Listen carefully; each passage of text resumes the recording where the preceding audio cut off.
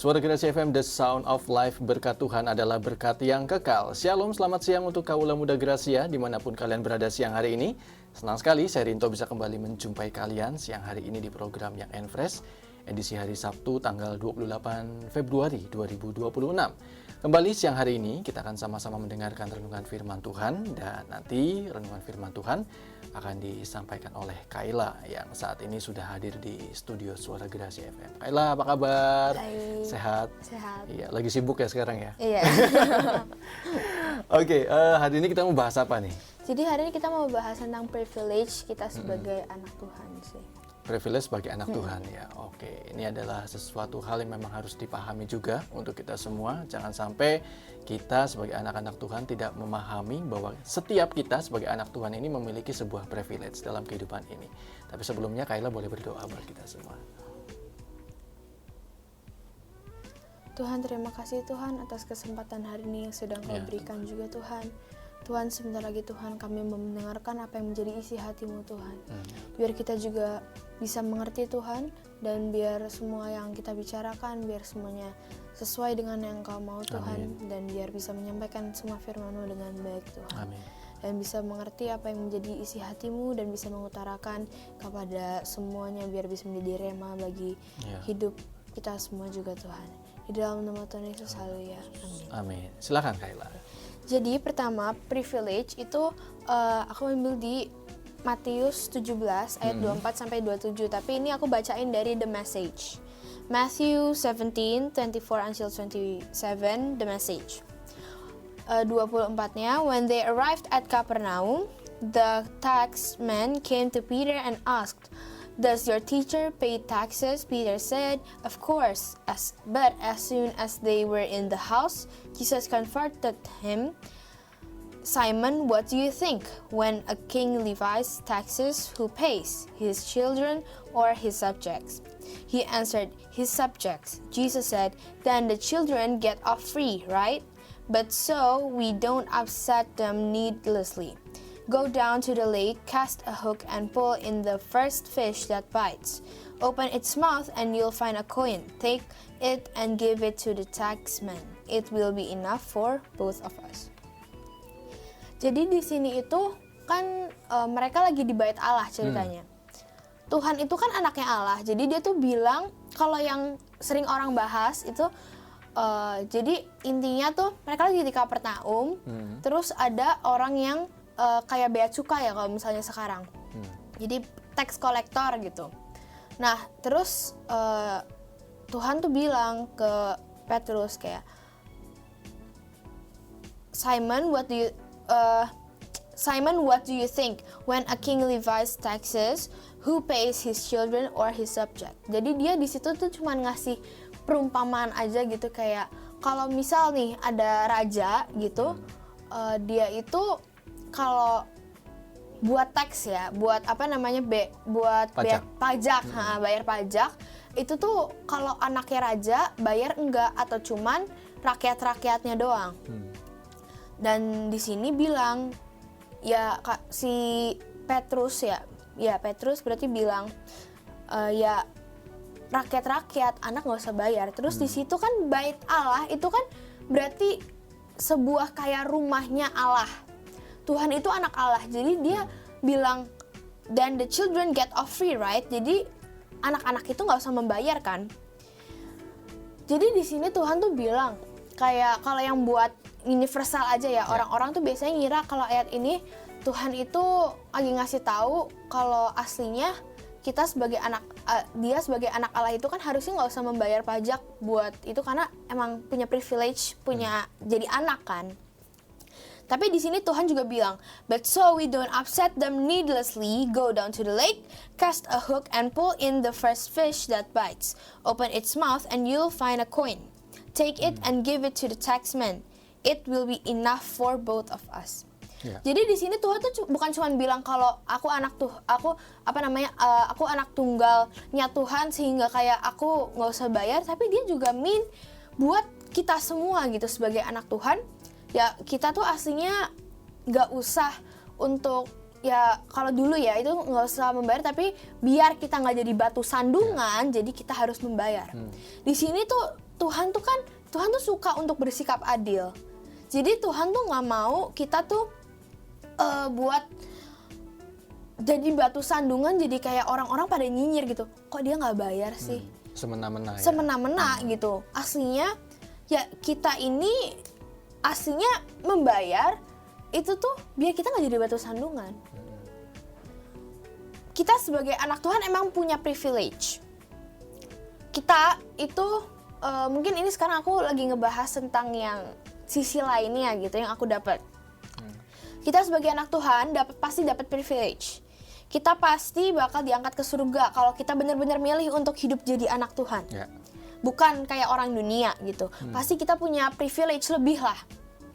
Kita bisa langsung masuk surga aslinya sebagai anak Tuhan otomatis. Kalau kita pilih Tuhan sebagai juru selamat kita percaya sama Tuhan, dan kayak kita ngelakuin perintah-perintahnya, itu udah otomatis. Tapi kalau menurut firman tadi, itu anak tidak mengumpulkan pajak ke raja atau yang bisa dibilang ayahnya. Kita itu kalau misal nih raja punya anaknya itu berarti nggak usah bayar pajak kan. Pasti ya itu jadi privilege buat anak itu. Yeah. Nah begitupun kita itu bisa masuk, misal kita bisa masuk ke surga, itu kan karena ayah kita itu yang punya kerajaan surga. Misal kita lagi mau masuk rumah nih, ayah kita ada di dalam, pasti kita ketok-ketok gitu, Pak mau masuk, boleh nggak? Boleh. Karena apa? Karena ya kitanya juga percaya sama papanya, dan kita benar-benar emang kayak kalau seorang anak ke ayah itu kan udah pasti deket banget. Pertama udah deket, abis itu juga punya privilege lebih karena saling kenal. Bukan cuman misal ada anak tiba-tiba masuk ke dalam rumah orang gitu yang itu terus Pah gitu kan aneh dong. Jadi kita juga harus punya kedekatan buat sama Tuhan sehingga kayak kita tuh bisa benar-benar mengaku dan kayak kita tuh bisa benar-benar memilih untuk hidup sebagai anak Tuhan. Identitas kita itu sebagai anak Tuhan. Tapi yang menjadi pertanyaan, itu kenapa kita masih harus melakukan semua hal-hal di dunia ini seperti orang lain? Padahal kan misalnya kita udah dekat sama Tuhan, kita udah ini, ya kita berarti otomatis harus masuk surga kan? Tapi kenapa kita masih harus melakukan semua hal-hal yang sulit mungkin buat kita dilakukan di dunia ini? Ya karena kita ini ditempatin di sini, itu tuh buat kita bisa bawa berkat dan buat bisa jadi contoh bagi orang lain. Bukannya Tuhan tuh malah mau kita untuk ngalamin ini semua tuh karena biar kita ada penderitaan yang lebih, tapi enggak. Tuhan tuh pengen kita untuk menjadi contoh. Seorang ayah itu bener-bener dia tuh ngelatih anaknya, kayak mungkin dia marahin, itu tuh kan dia sayang. Dia pengen anaknya untuk upgrade. Dia pengen anaknya tuh untuk berubah menjadi pribadi yang lebih baik. Tapi kadang tuh kita mikir kayak, kenapa aku dikasih penderitaan kayak gini? Aslinya kita bisa kok memutarbalikkan itu, cuman tentang mindset. Kalau misal mindset kita bilang, oh iya berarti aku ini ada dua. Misal satu mindset pertama, kenapa sih ini terjadi? Kenapa dikasih penderitaan gini? Tapi yang kedua itu, oh aku dikasih kayak gini, masalah ini, cobaan ini, itu tuh biar aku bisa upgrade menjadi pribadi yang lebih baik. Jadi anak yang lebih berkenan di hati Tuhan. Tuhan itu suka keadilan, ia mengajarkan kita biar kita nggak jadi batu sandungan bagi orang lain. Biar misal kita melakukan sesuatu nih, yang mungkin kayak misal orang lain yang harusnya kita lakuin, tapi kita misalnya kita nggak lakuin, itu kan nanti pasti orang banyak yang nyinyir. Begitupun juga kita tuh harus benar-benar kayak kita ngelakuin tugas kita, biar kita tuh bisa jadi contoh orang lain, dan orang lain tuh nggak nganggep kayak kalau misal anak kayak gini mah nanti paling juga gini gitu. Jadi ada prasangka buruk. Sedangkan yang Tuhan mau itu kita jadi contoh. Tuhan tuh mau kita untuk gak inklusif, tapi Tuhan tuh gak eksklusif. Yeah. Tapi Tuhan tuh mau kita untuk benar-benar menjangkau semuanya.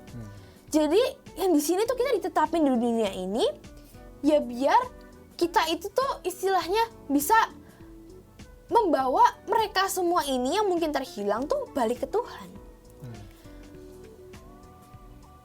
Jadi selama kita masih Tuhan masih memakai kita, Tuhan masih memberi mungkin masalah-masalah itu, kita harusnya bersyukur. Karena Ia tuh aslinya mau melatih kita untuk jadi pribadi yang lebih baik.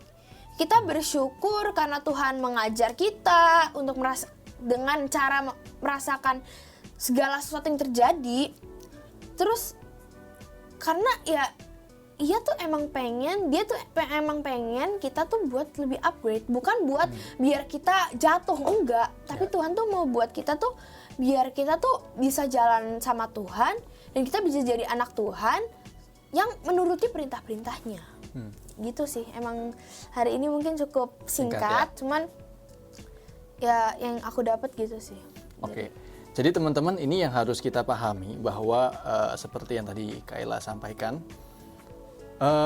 kita dilahirkan di dunia itu memang pasti dengan suatu tujuan ya Kayla. Nggak mungkin kita itu tanpa tujuan dilahirkan ke dunia ini.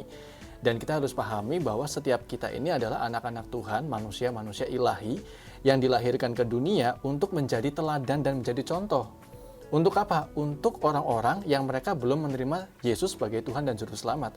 Bagaimana mungkin kita bisa menjadi contoh, menjadi teladan kalau kita sendiri nggak melewati fase-fase proses yang Tuhan izinkan terjadi.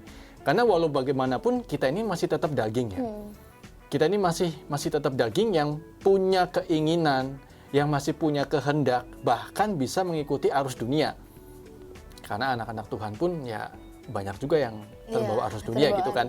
Tapi bersyukur kita anak-anak Tuhan yang menyadari saat ini bahwa keberadaan kita di dunia ini adalah punya visi, punya misi yang Tuhan embankan di dalam hidup kita, ya kan? Tapi gini, jangan sampai kita berpikir bahwa di saat kita diberikan visi dan misi itu sebuah beban, jangan.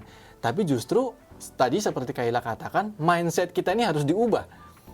Melainkan berbanggalah dan berbahagialah kalian di saat kalian menjadi orang-orang yang dipilih Tuhan. Benar nggak Kayla? Iya nggak sih? Kalau kita menjadikan visi dan misi yang Tuhan taruh di dalam hidup kita itu sebagai beban, yaitu suatu pola pikir yang salah. Kayak yang tadi Kayla katakan bahwa kenapa sih saya harus melewati proses ini? Kenapa saya harus merasakan sakit? Kenapa saya harus menderita secara daging? Itu adalah proses dan bagian yang memang harus kita lakukan. Supaya apa? Supaya kita bisa dimurnikan dan kita jadi teladan. Gitu ya Kayla ya. Dan ini juga, walaupun ya kita tuh anak Tuhan, tapi ingat apa yang Tuhan bilang, kita tuh Tuhan tuh datang ke dunia buat dia melayani. Ya. Seorang ayah ingin anaknya tuh untuk mengikuti hal-hal baik yang ayahnya lakuin. Itu kenapa kita disuruh di dunia dan kita tuh disuruh melakukan semua hal, ya karena semua hidup kita ini ya kita lakuin ya buat melayani gitu. Bukan cuman kita sebagai anak cuman diem, lihat kanan kiri, enggak. Tapi Tuhan tuh pengen kita tuh turun ke dunia untuk melayani. Itu kenapa mungkin kita nggak bisa selalu kayak di posisi zona nyaman kita. Kita tuh jadi harus keluar dan kita membantu karena kita visi yang Tuhan kasih itu kita untuk melayani. Melayani, pelayanan itu nggak gampang.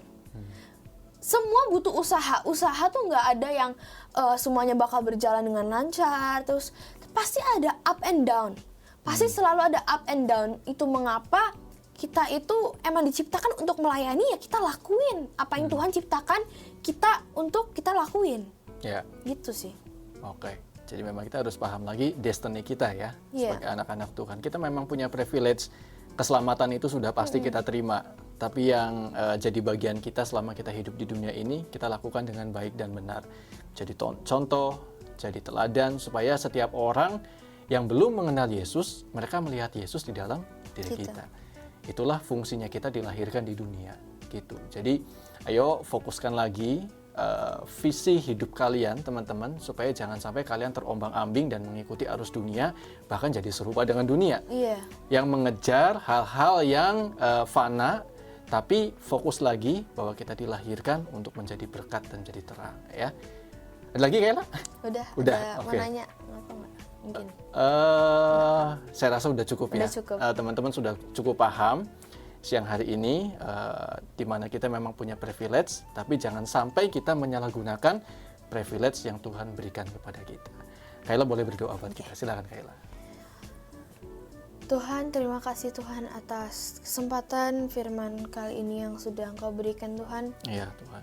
Terima kasih Tuhan untuk mungkin waktunya agak singkat Tuhan, tetapi biar semua waktu ini Tuhan kami berikan semuanya untuk kemuliaan nama-Mu Tuhan. Amin.